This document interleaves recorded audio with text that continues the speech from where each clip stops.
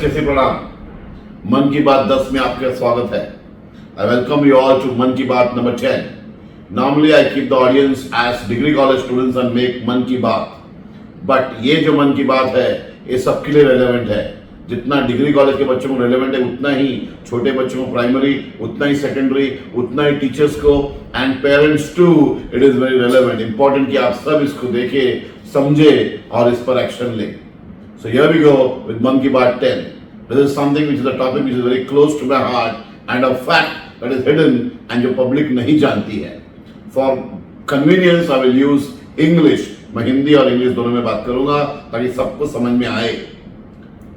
I'm going to talk to you about a conspiracy that has happened with you, with me, with our children.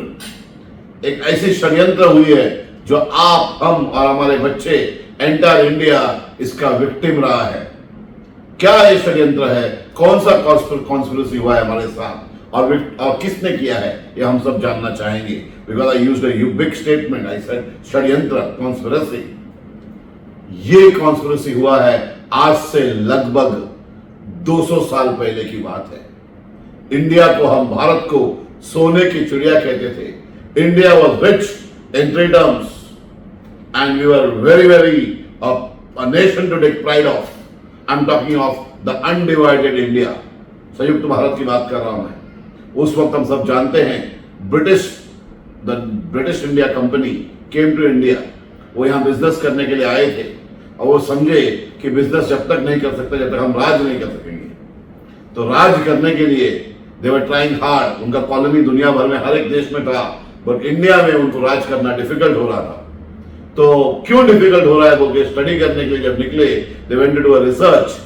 They appointed a person called as Mr. Thomas Macaulay. Thomas Macaulay India में आया था, उसने research किया और वो British parliament में जाके उसने पेपर सबमिट किया। तो उस वक्त ब्रिटिश पार्लियामेंट में सबमिट किया, आज ओपन है, गूगल में भी अवेलेबल है। उसने क्या कहा आप जानना चाहेंगे। He said, भारत जैसे देश में राज करना इम्पॉसिबल है, हम उस पर राज नहीं कर पाएंगे। There are 3 reasons for it. उन्होंने 3 कारण बताया। एक, वहां का हर भारतीय स्ट्रॉन्ग है, इमेंसली ताकतवर है, क्योंकि वो घी खाते नहीं है, घी पी जाते हैं। अखाड़े में उनका पूरा तंदुरुस्ती बनता है। एवरी इंडियन इतना स्ट्रॉन्ग है कि एक इंडियन 10 ब्रिटिशर को पटक पटक के मार सकता है। ये स्ट्रॉन्ग एक कारण कि हम राज क्यों नहीं कर सकते। सेकंड, वो सोने की चिड़िया है, रिच है। हर भारतीय घर में बहुत सारा सोना भर भर के, आज भी आप देखो भारतीय नारी, हम श्रीधन बोलते हैं, हर घर में सोना इतना निकलता है, दुनिया भर किसी भी घर में इतना सोना नहीं निकलेगा। एवरी इंडियन में जो रिचनेस है उस जमाने में तो बहुत रिच हुआ करता था हमारा देश। तीसरा उन्होंने बोला इज द एजुकेशन सिस्टम। वहां का जो एजुकेशन सिस्टम है इंडिया का, वो इतना बढ़िया है कि वो बाकी 2 चीज को बनाए रखता है, कि स्ट्रेंथ, ताकत बनाना, और रिचनेस, बिकॉज एजुकेशन सिस्टम अच्छा है, वो बनाए रखता है। तो उन्होंने बोला क्या पॉसिबल ही नहीं है, क्या कर सकते हैं, रास्ता निकालो। तो लॉर्ड मैकॉले ने कुछ टाइम लिया और 1835 में उन्होंने एजुकेशन सिस्टम को इंडिया में बदल डाला। उसके पहले क्या था इंडिया में, we had a gurukul system. हमारे यहाँ गुरुकुल सिस्टम ऑफ एजुकेशन था। गुरुकुल सिस्टम मतलब नॉट नेसेसरी पेड़ के नीचे बैठ के पढ़ना है, लेकिन जो पढ़ाई का सिस्टम हुआ करता था वो एक अलग तरीके का था। अलग अलग एज ग्रुप के बच्चे एक साथ बैठ के पढ़ते थे। नॉट नेसेसरी हमारे यहाँ पर ऐसे 6 साल में अंदर आना है केजी में, फिर सारे के सारे बच्चे फर्स्ट में आते हैं, सेकंड में, ऐसा नहीं था। डिफरेंट एज ग्रुप स्टूडेंट साथ में बैठ के पढ़ते थे।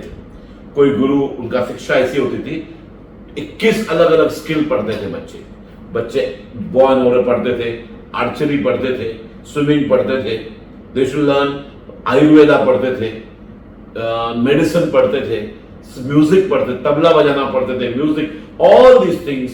अखाड़े में कुश्ती लड़ना, तलवार चलाना, घुड़सवारी करना, ये सारे चीज एजुकेशन के साथ में पढ़ाई करते थे। तो एक बच्चा जो गुरुकुल में पढ़ाई करता है, वो गुरुकुल से निकलता है, ताकतवर बनकर निकलता है, प्लस वो दिमाग से और ऐसे भी अमीर रहता है। ही नोज कि क्यों स्ट्रेंथ रखना है।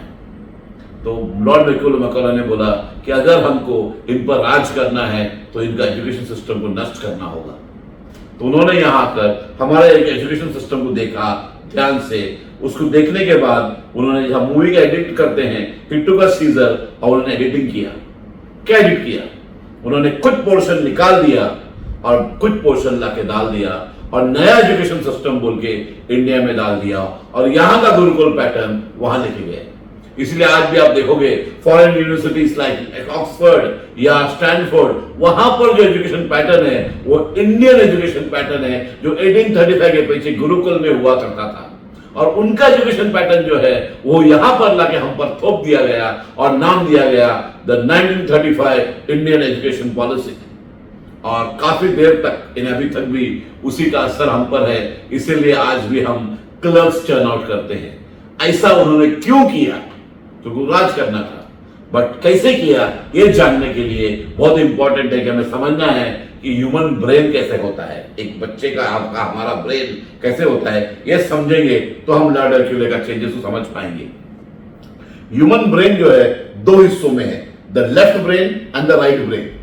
दो हिस्से, left brain and right brain, cerebrum जो है वो दो है और दोनों में काम बटा हुआ है। कैसे घर के अंदर फादर और मदर में काम बटा होता है, father goes out to earn money, makes money, brings comfort for the house, और मदर जो होती है खाना बनाती है, कपड़ा होती है, ऐसे इंडियन में सब बटा हुआ है। ऐसे ही ब्रेन में ये काम बटा हुआ है। राइट ब्रेन जो काम करे और लेफ्ट नहीं करता है, और लेफ्ट में जो करेगा वो राइट नहीं करता है। ये नेचुरल है, खुदा ने दिया हुआ है।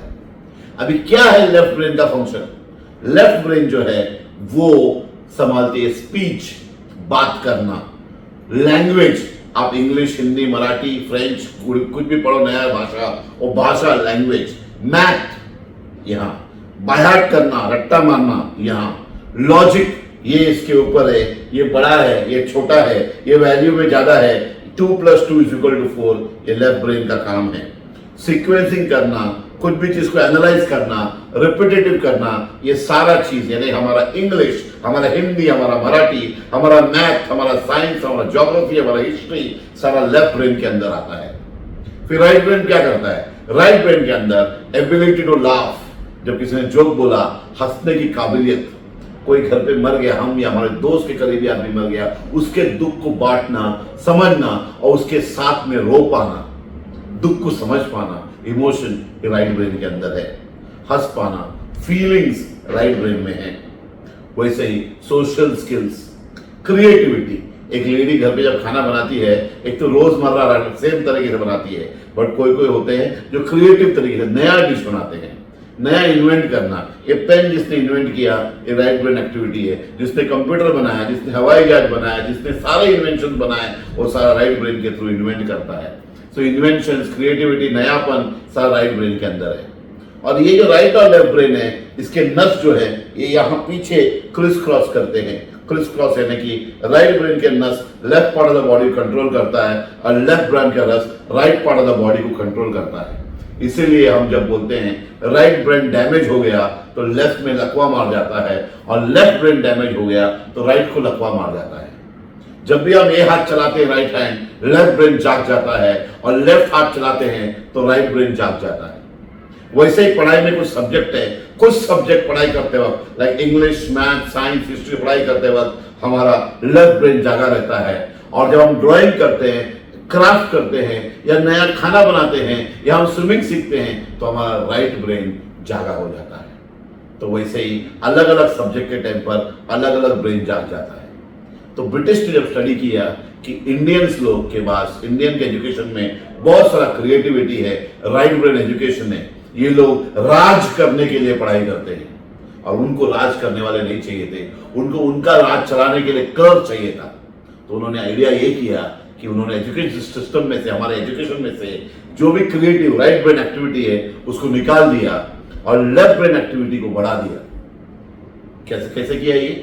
इसलिए आप हमारा टाइम टेबल आप बच्चों में देखेंगे तो अगर दिन का 9 पीरियड है, हफ्ते में 45 पीरियड है, तो 45 पीरियड में से लगभग 40 period English, Hindi, Marathi, math, science है, और ड्राइंग, क्राफ्ट वगैरह, और पीटी के नाम पर हम 1 2 3 4 करते हैं, बस इतना ही है। वो भी, उसको भी उन्होंने लेफ्ट ब्रेन एक्टिविटी कर दिया, फिजिकल एक्टिविटी को भी। तो ड्राइंग क्राफ्ट को 2-3 पीरियड तक सीमित कर दिया, राइट ब्रेन को सुला दिया, कुंभकर्ण की नींद सुला दिया। जब ये चीज लंबा सोता है और ये ज्यादा एक्टिव होता है तो ऑटोमेटिकली हमारा right part of the body active होता है, और लेफ्ट ब्रेन वाला एक्टिव होता है। हमारा एजुकेशन सिस्टम 18-20 साल का है, 3 साल केजी, 10 साल का स्कूल, 2 साल का 11-12, 3 साल का ग्रेजुएशन, सब मिलाकर 18 साल जब बच्चा कंटिन्यूसली लेफ्ट ब्रेन को जागा रखता है और राइट ब्रेन को सुलाता है, तो बाहर जाने के बाद लेफ्ट ब्रेन को यूज करने के लायक नहीं रहता। इन्होंने और एक चीज कर दिया, इंडियन साइकोलॉजी में डाल दिया कि लेफ्ट ब्रेन इंपॉर्टेंट है। कैसे किया? देखो, हर माँ, छोटे बच्चा जन्म होती है तो क्या करती है माँ, बच्चे को पेन राइट हैंड में पकड़वाती है। बच्चे ने लेफ्ट हैंड में पकड़ा, बोलते नहीं, हाथ पकड़ के बोलते इसमें पकड़ो। ब्रश इससे पकड़ाती है, खाना खाने के लिए बोलते इससे हाथ करो। हर चीज डोमिनेंट हाथ हर बच्चे को राइट। टीचर भी स्कूल में वही करती है, घर पे माँ भी वही करती है, समाज भी वही करता है। कहां लिखा है ऐसे? क्या कुरान में लिखा है, गीता में लिखा है, बाइबल में लिखा है, किसी बुक में लिखा है कि राइट हैंड से करना चाहिए, ये सुपीरियर ये इंफीरियर? नहीं। लेकिन हमारे साइकोलॉजी में डाला गया ब्रिटिश ने कि राइट हैंड होना चाहिए ताकि राइट पार्ट से लेफ्ट ब्रेन जागेगा। और लेफ्ट हाथ हमारा साइक में डाला है, ये कुछ कम कामों के लिए होता है, इसलिए आपका लेफ्ट हाथ स्ट्रांग नहीं है।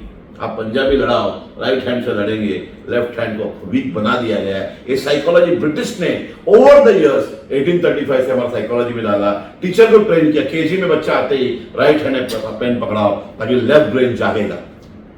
ऐसे करते करते हम माँ बाप, एजुकेशन, टीचर सबने मिला करके उनके षड्यंत्र में हम भाग बने और हमने क्या किया, क्लर्क बनाने में हमने सपोर्ट किया।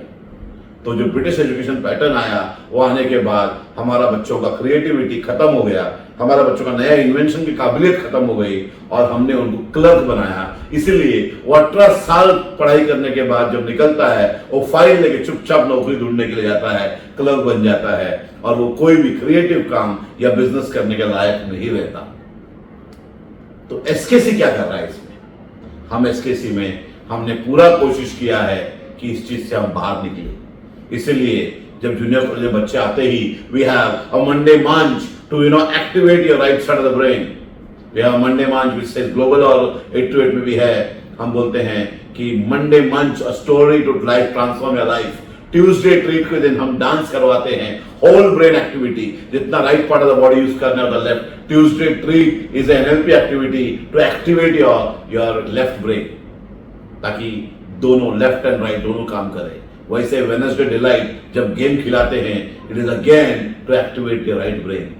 Thursday twist, Friday feast cultural activity है, डांस, या आपका डीएसडी है, या वोल्केनो है, या आपका सैटरडे सरप्राइज है। ये सारे चीज राइट ब्रेन एक्टिविटी है to activate the whole brain, ताकि बच्चा क्रिएटिव बने। क्यों करना है ऐसा? क्यों करना है? क्योंकि हमें अपने बच्चों को क्लर्क नहीं बनाना है, हमें अपने बच्चों को जॉब सीकर नहीं बनाना है, हमें जॉब देने वाला बनाना है। अगर आपको जॉब देने वाला बनाना है, आपके बच्चों को इन्वेंशन के लायक बनाना है, आपके बच्चों को क्रिएटिव बनाना है, तो आपको आपके बच्चे को राइट ब्रेन ओरिएंटेड बनाना है। जो षड्यंत्र ब्रिटिश ने बनाया उससे बाहर निकलना है। इसलिए involve your children more in drawing, craft, dance activities, जहां पर, और उसको एनकरेज करो वो left part of the body में उतना यूज करे जितना राइट पार्ट। अगर वो म्यूजिक बजाना चाहता है, तबला बजाना चाहता है, वो अगर कुछ एक्टिविटी करना चाहता है, उस एक्टिविटी में जाने दो। एंड जब बच्चा लेफ्टी बनना चाहता है तो वेरी गुड साइन, करने दो, डोंट स्टॉप हिम। दूसरा, जब 2030 का एनवायरमेंट आएगा, 2030 जब इंडस्ट्री आज भी रिक्रूट करते हैं बच्चों में, कैंडिडेट में क्या देखते हैं? यही देखते हैं कि कैंडिडेट कितना क्रिएटिव है, ना कि कितना रट्टा मारने वाला है। उसका सर्टिफिकेट भले 95% बोल रहा है, उसके बाद सोडा बॉटल ग्लास है, that is not the candidate जो बड़े बड़े ऑर्गेनाइजेशन देखते हैं।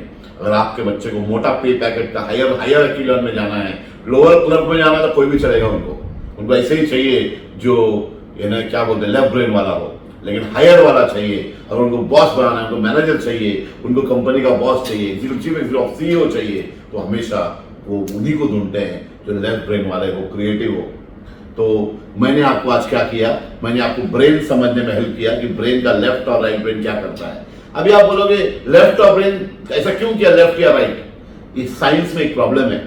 जब लेफ्ट ब्रेन जागता है तो राइट सो जाता है, और राइट जब जागता है लेफ्ट सोता है। ऐसा भगवान ईश्वर अल्लाह ने बना के भेजा हमको। एक जब जागेगा दूसरा सोएगा, दोनों एक साथ में फंक्शन नहीं कर पाते।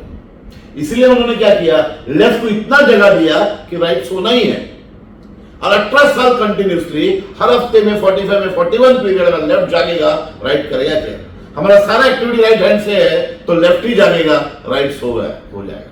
सवेरे मॉर्निंग में 4 मिनट के लिए लेफ्ट हैंड यूज करो और राइट ब्रेन को जगाओ, उससे कुछ नहीं होने वाला है। आपको दिन भर में equal amount left side of the body को भी यूज करना है, तब पॉसिबल है कि हम एक्टिविटी में भाग लें और हमारा पूरे बॉडी को हम यूज करें। तो नॉर्मल एजुकेशन पैटर्न में it is all about left brain and right hand. तो अगर हमारे बच्चे को 2030 में इंडस्ट्री के लायक बनाना है, काबिल बनाना है, जॉब में हायर पावर में जाना है, मोटा पे पैकेट के लिए लायक बनाना है, काबिल बनाना है, और अगर हमारे बच्चे को जॉब देने वाला बनाना है, देन हमको लेना पड़ेगा ऐसा एजुकेशन जो होल ब्रेन हो।